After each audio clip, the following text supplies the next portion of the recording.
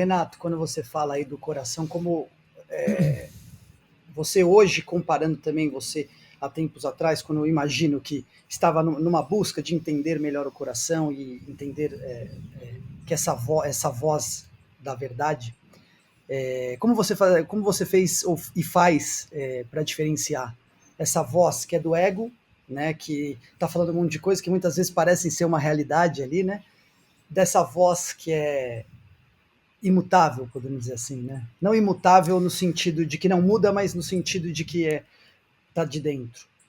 É uma história um pouco longa, vamos aprofundar nela? Por favor. Vamos lá, Por aproveitar que a gente tá favor. no podcast, né?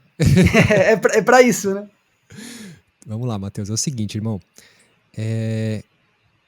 Eu sempre fui uma pessoa muito voltada pra conquista, pra fazer acontecer, né? Eu digo que é o ímpeto de empreendedor, né? O sangue de fazer acontecer. E lá em 2014, quando eu tinha 24 anos, eu tinha muito esse negócio de desenhar metas, projeções. Tem um vídeo muito legal no YouTube de uma palestra do TED que fala assim: desenhe seu futuro. Então todo ano eu ia lá, desenhava meu futuro, imaginava como eu queria ser, né? Então você desenha a parte A, como você tá hoje, a parte B, e você traça a ponte, né? Você fala, tá, de eu ir pro A pro B, o que eu preciso fazer? Preciso disso, disso, disso. E um desses desenhos, cara, que eu desenhei na lousa do meu quarto, eu lembro até hoje, um quadro branco, eu desenhei que o Renato do ponto A, eu desenhei aqui no centro do meu peito como se tivesse um buraco negro. Uma massa escura, que era um aperto no peito que eu tinha mesmo, né? E a vida foi fluindo. Vida foi fluindo. Poucos meses depois que eu desenhei isso, eu ouvi uma pessoa falando que teve uma experiência com ayahuasca, né? E que o xamã, quando viu essa pessoa, falou que ele tinha desconectado do coração dele. Ele tinha muito problema aqui na garganta porque ele tinha disruptado a conexão com o coração. Ele era só cabeça. E o xamã que reparou isso? O xamã que falou isso pro cara. O xamã que falou isso pro cara. E as peças foram se conectando, sabe? Quando você vai vivendo, você vai tirando essas fotos da sua memória e você vai conectando os pontos.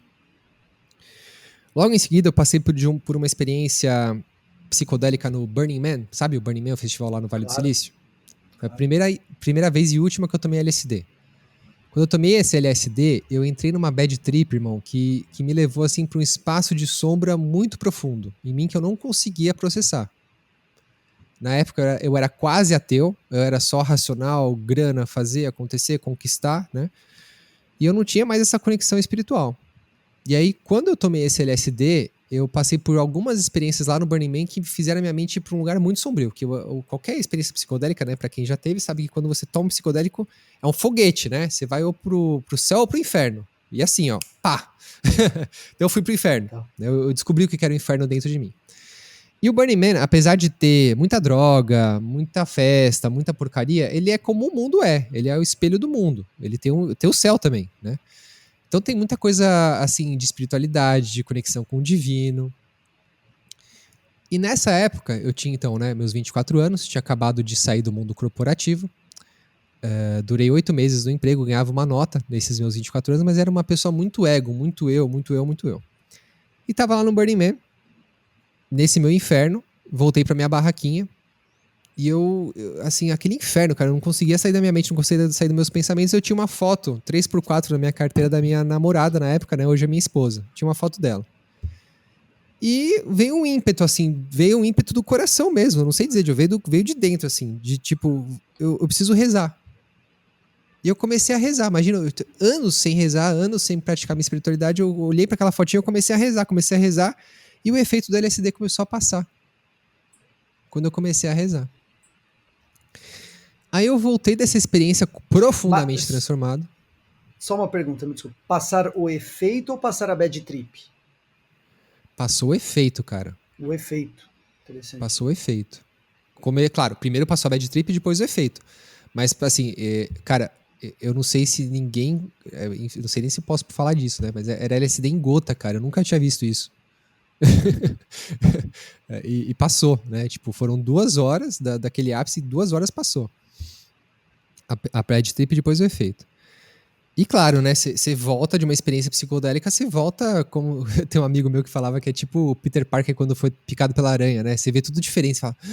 nossa, olha essa parede, olha isso, né? Tipo, tudo pulsa, tudo ganha vida. Você entra em contato com o uno da consciência, porque o seu ego se desmantela. Então eu saí dessa experiência profundamente tocado e conectado, né? E eu lembro até hoje, logo depois que passou o LSD, tem um templo no Burning Man que eu fui lá, tinha um coração no centro do templo, eu rezava pra esse coração, eu senti meu coração de volta. E eu conectei com a fotinho que eu tirei, né, da minha memória, daquele cara que tinha falado que tinha visto o xamã, e ele falou que tava desconectado do coração dele, tava só o pescoço. Aí eu voltei, assim, pedindo pro universo. Falei, universo, eu quero entender como chegar nesse inferno de novo. Mas eu quero que alguém me guie, eu não quero mais usar a substância pra chegar lá.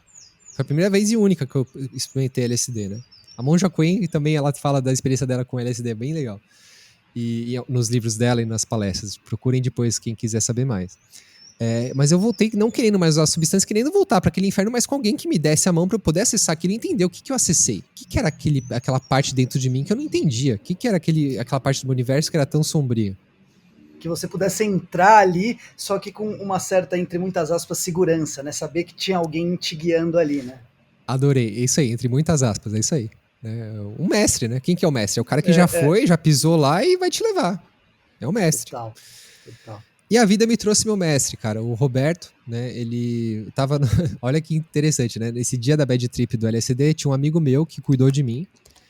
E num jantar na Ilha Bela, na casa desse meu amigo, eu conversei com outra pessoa, contei dessa minha experiência e ele me apresentou o Roberto. Na época era SMS, cara, ele não tinha nem WhatsApp. Já tinha WhatsApp, né? Mas o Roberto, claro, meu mestre, era mais velho, não tinha nem WhatsApp, foi SMS. E aquela coisa de você escrever assim, o cara que me passou também era meio natural, não tinha celular, eu escrevi no papel, assim, no telefone do Roberto, esse meu mestre. Então, quanta chance, né, de dar merda se você escrever o número claro, errado, enfim. Então, eu conheci o Roberto. E o Roberto foi o cara que me apresentou como eu podia conversar com esse universo dentro de mim. E a primeira experiência que ele me trouxe foi um negócio chamado respiração holotrópica. Já ouviu falar? Eu já ouvi, assim, eu conheço muito pouco, assim, mas já...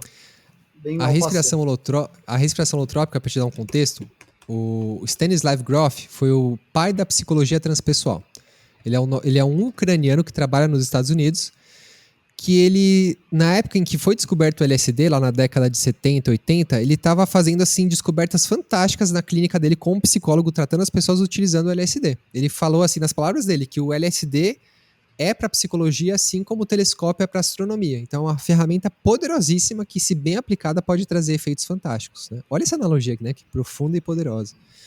Total. E aí, o que aconteceu? O LSD, de repente, foi banido pelos Estados Unidos, considerado como uma substância classe C, né? Super perigosa, e ele não pôde mais usar o LSD nos tratamentos dele.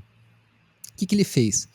Ele começou a tentar buscar formas de repetir o estado psicodélico, o estado que ele chama de holotrópico, né, onde você se encontra inteiro, sem usar a substância. Ele desenvolveu uma respiração, né, que através da respiração forte, com música evocativa, ele descobriu que as civilizações já fazem isso há muito tempo. As tribos, através da música, através do canto, através da respiração, de formas evocativas, né? Você cria um ritual. O que é um ritual? Quando você altera o seu estado da consciência pela música, pelo canto, pela respiração, né, pelo fogo, por todo um ambiente que se forma.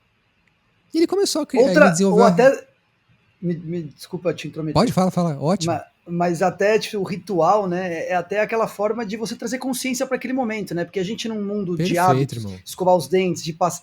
O ritual, e às vezes é um ritual, pode ser até mais simples, né, antes de dormir, você fazer o seu canto, fazer sua oração, né?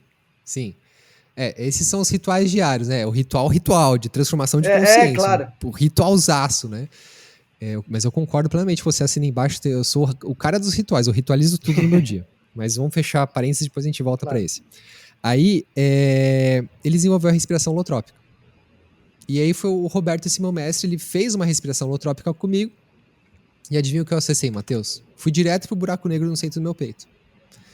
Eu era uma pessoa que não queria ter filho, não pegava nenhum bebê no colo, e depois desse ritual, dessa respiração holotrópica, eu consegui mergulhar para dentro desse buraco negro que existia dentro de mim e vi lá o trauma que tinha, que era quando eu tinha 4 anos, que meu irmão tinha acabado de nascer, eu fui estender a mão para fazer um carinho no meu irmão e alguma pessoa, eu tenho a sensação dentro de mim que foi meu pai, me bloqueou a minha mãozinha não podendo dar o carinho no meu irmão.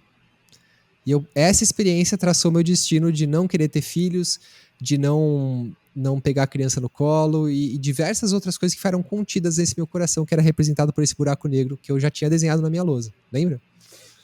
E você viu isso claramente como uma imagem? Foi tipo isso? Quando você fez essa respiração, você acessou assim, essa imagem ou foi uma coisa mais sentimental que se dissolveu assim? Os dois, irmão. Eu já fiz várias sessões de respiração holotrópica. Essa foi a mais psicodélica, mais imagem, mas a imagem vinha com a sensação junta. Era como se eu fosse um astronauta que estava mergulhando para dentro do universo que existia dentro de mim.